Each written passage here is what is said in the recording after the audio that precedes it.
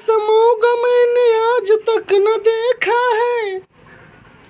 क्या समझा कुत्ता कमीना? और तेरे जैसे मौका मैंने आज तक न देखा है।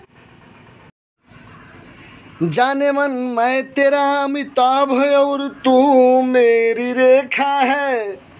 अरे जाने मन,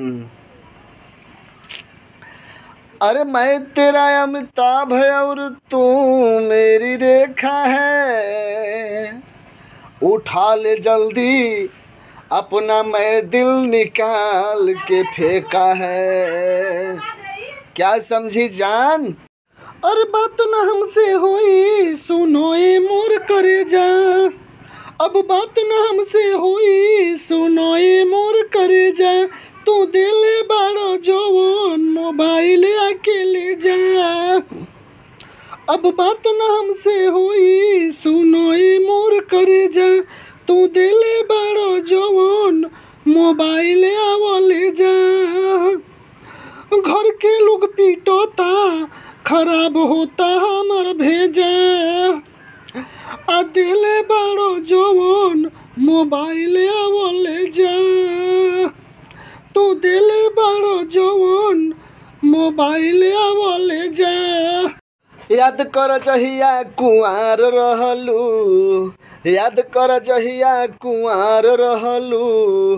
पियवा से पहिले हमार रहलू।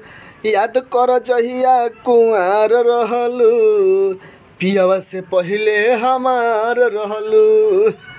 आ हम तहार मूस आ तू हमार बिलार रहलू। याद कर जहिया कुंवार रहलू।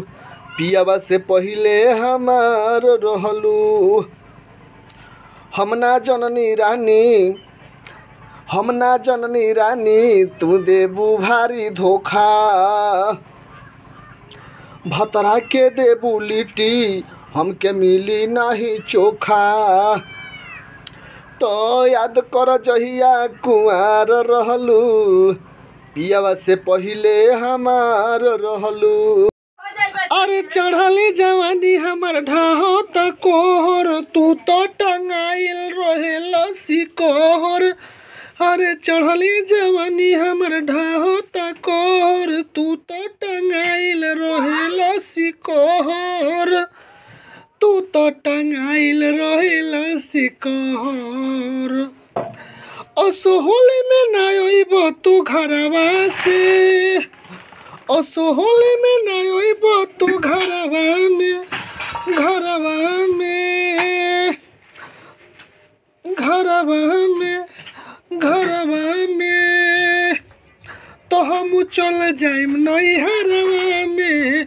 तो हम चल जाइम नैहरवा में। कुछ दिन सब्र करो ए हमर रानी। कुछ दिन सब्र करो ए हमर रानी।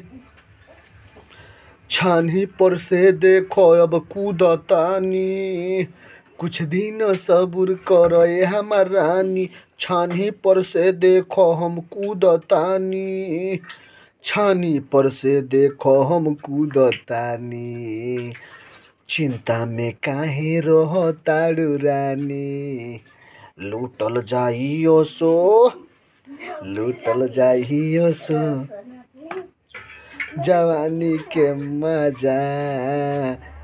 आ तू हमार रानिया हम तहार राजा। हमरा के छोड़ अब नैहर तू ना जा। ए लौकी रानी हम तो खिल के गुलाब हो गई।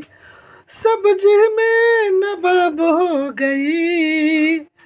होली में कबाब हो गई। मैं तो खिल के गुलाब हो गई। मैं तो खिल के गुलाब हो गई। सब सब्जी में नवाब हो गई। होली में कबाब हो गई। होली में मैं बेकार हो गया। पकौड़े में तैयार हो गया।